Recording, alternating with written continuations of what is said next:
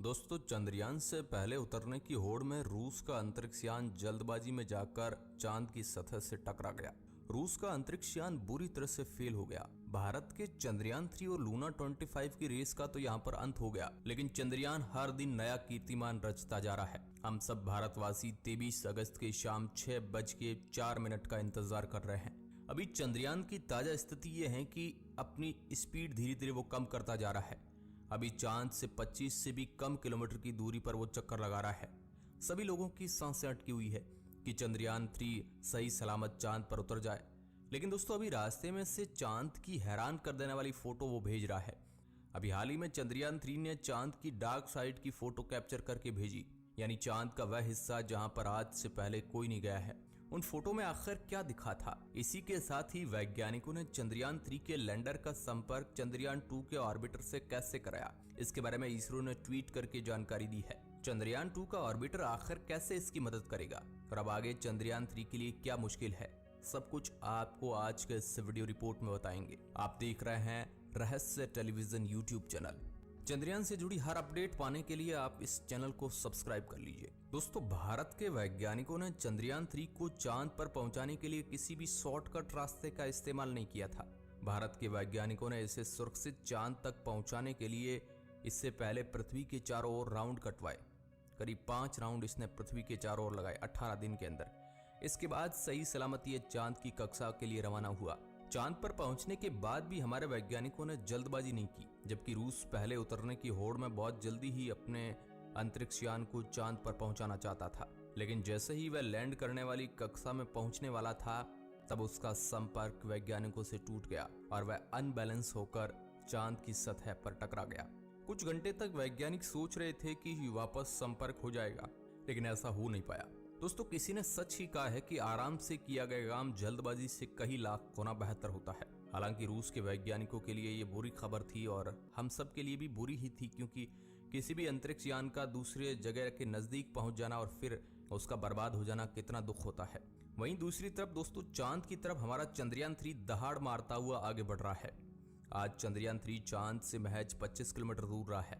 चंद्रयान अब उस स्टेज में पहुंच चुका है जहां से उसे स्पीड कम करनी है, क्योंकि उतरते वक्त इसे स्पीड बहुत कम रखनी पड़ती है। आज का दिन भी इसके लिए बहुत ज्यादा खास है।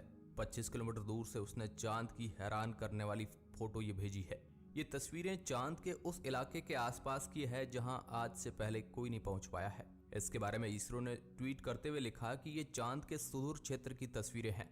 इन तस्वीरों के अंदर चांद को बिल्कुल नजदीक से देखा जा सकता है। यहाँ तक कि दोस्तों, इन गड्ढों को आप देख लीजिए, किस तरह इतने बड़े बड़े गड्ढे चांद की जमीन पर मौजूद है। यानी इन तस्वीरों में साफ साफ देखा जा सकता है कि चांद की जमीन बिल्कुल भी समतल नहीं है। ये चांद के उस हिस्से की तस्वीर है जिसे डार्क साइड ऑफ मून कहा जाता है।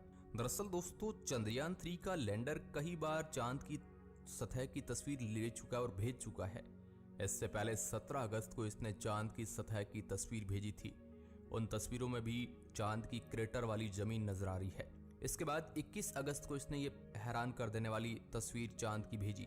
इन तस्वीरों को देखकर एक बार तो नासा भी हैरान हो जाती है। दोस्तों, जो रात में आपको चांद की जमीन पर धब्बे नजर आते हैं, दरअसल ये धब्बे नहीं है, ये क्रेटर है, जिन्हें आप क्लियर इन तस्वीरों में देख सकते हैं। ये तस्वीर चंद्रयान 3 के अंदर लगा hazard detection and avoidance camera खींच रहा है। ये कैमरा काफी आधुनिक और एडवांस माना जाता है। इसरो के वैज्ञानिकों ने इस कैमरे के बारे में खुलासा करते हुए कहा कि चांद की सतह पर लैंडिंग के लिए सुरक्षित जगह तलाश करने में ये कैमरा मदद करेगा। इसके अलावा ये कैमरा चंद्रयान 3 को पहले ही बता देगा कि यहाँ पर गहरे गड्ढे वाली जगह है या फिर ऐसी जगह जहाँ पर चंद्रयान 3 के लिए खतरा है। उसके बारे में पहले ही वो सचेत कर देगा और चंद्रयान को पहले ही आगाह कर देगा। लेकिन दोस्तों, इतनी खुशखबरी ही कम नहीं थी कि चंद्रयान 3 ने एक और कीर्तिमान रच दिया। आपको पता होगा कि चंद्रयान 2 का ऑर्बिटर पिछले यानी 4 सालों से चांद के चारों ओर वो घूम रहा है, चक्कर लगा रहा है। हालांकि शुरुआत में भी वैज्ञानिकों ने ये चर्चा की थी कि चंद्रयान 2 के ऑर्बिटर को चंद्रयान 3 से कनेक्ट कर देंगे, लेकिन वैज्ञानिकों ने ये कामयाबी अभी हासिल कर ली है। दरअसल दोस्तों, चंद्रयान 3 ने एक बड़ा सिग्नल भेजा है। इस सिग्नल को सुनकर इसरो के वैज्ञानिक भी खुशी का ठिकाना उनका नहीं रहा है।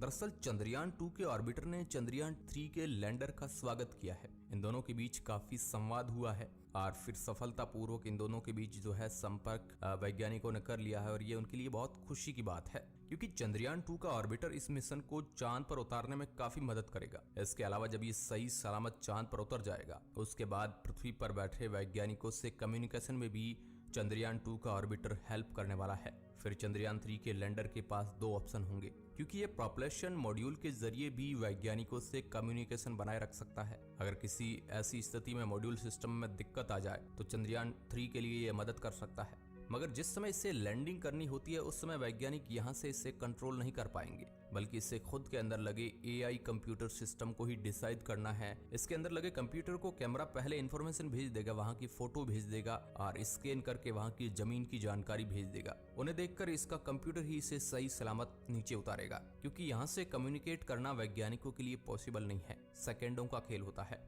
हालांकि दोस्तों अब वक्त बहुत ही कम बचा है और चंद्रयान 3 के लिए सबसे मुश्किल पड़ाव अब माना जाता है। इसके चांद पर सही सलामत उतरने का टाइम 23 अगस्त को शाम 6:04 पर रखा गया है। उस समय चांद पर सुबह का समय होगा, सूर्य की पहली किरण होगी, क्योंकि आपको पता ही है कि चंद्रयान 3 को चांद पर 1 दिन के लिए भेजा गया है और चांद पर 1 दिन हमारे पृथ्वी के 14 दिनों के बराबर होता है। इसलिए सूर्य की पहली किरण के साथ ही चंद्रयान 3 चांद की सरजमी पर होगा। हालांकि इस बार वैज्ञानिकों को पूरा भरोसा है कि किसी भी प्रकार की दिक्कत नहीं आएगी। वैज्ञानिकों को इसमें कॉन्फिडेंस इसलिए है क्योंकि इस बार अंतरिक्ष यान में बहुत ज्यादा बदलाव किए गए हैं और उसकी क्वालिटी को बहुत ज्यादा मजबूत किया गया है। वैज्ञानिक तो यहाँ तक कहते हैं कि अगर हार्ड लैंडिंग भी कर जाता है तो भी अंतरिक्ष यान सही सलामत चांद की जमीन पर पहुंचेगा, क्योंकि भारत के वैज्ञानिकों ने इसके अंदर किसी भी प्रकार की कमी नहीं रखी है। वैज्ञानिकों ने चंद्रयान 2 मिशन ने बहुत हेल्प की है। हालांकि आपको लग रहा होगा कि वह तो फेल हो गया, उसने क्या हेल्प की, लेकिन दोस्तों फेल मिशन से ही बहुत कुछ सीखा जा सकता है और वह भारत के वैज्ञानिकों ने कर दिखाया है। जबकि रूस तो लैंडिंग वाले फेज तक पहुंचा भी नहीं था, उससे पहले ही उसके साथ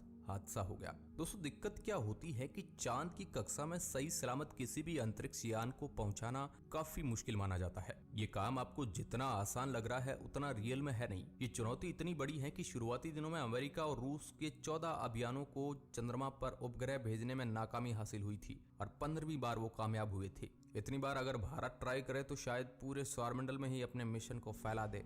आपको पता होगा कि मंगल ग्रह पर हम एक ही ट्राई में पहुंचे थे, दुनिया का कोई भी देश ऐसे नहीं पहुंच सकता है। अगर इस लिहाज से देखें तो भारत इन सभी देशों से बहुत आगे है, क्योंकि भारत ने पहले ही प्रयास में चंद्रयान 1 को चांद की कक्षा में पहुंचा दिया, जिसने अमेरिका और रूस की अंतरिक्ष एजेंसियों के उस टाइम होश उड़ा दिए थे। इसके अलावा दोस्तों चंद्रयान 1 केवल चांद के ऑर्बिट में ही नहीं पहुंचा, बल्कि इसके साथ एक बॉक्स के रूप में मशीन थी, जिससे चंद्रयान 1 के ऑर्बिटर्स ने चांद के दक्षिण वाले हिस्से में इसे गिराया था। वैज्ञानिकों ने इसे सफलतापूर्वक चांद के दक्षिण वाले हिस्से में गिराया दिया और उससे गिरते वक्त उसने ये बता दिया कि चांद के दक्षिण वाले इलाके में पानी मौजूद है। पहली बार ये भारत ने कंफर्म किया था। आज अगर आप दक्षिण वाले इलाके में देखोगे तो वहाँ पर इंसानी इंस्ट्रूमेंट के रूप में भारत के चंद्रयान 1 का वह डिब्बा पड़ा है, उसका मलबा। इसके अलावा वहाँ पर कभी कोई कुछ नहीं भेजा गया है। अब फिर से इसरो चंद्रयान 3 को चांद के दक्षिण वाले इलाके में पहली बार भेज रहा है और भारत के वैज्ञानिकों का यह सपना जरूर साकार होगा। पूरी दुनिया नजर टिकाए बैठी है, अभी तो कुछ ही घंटे बचे हैं, उसके बाद भारत इतिहास रचेगा।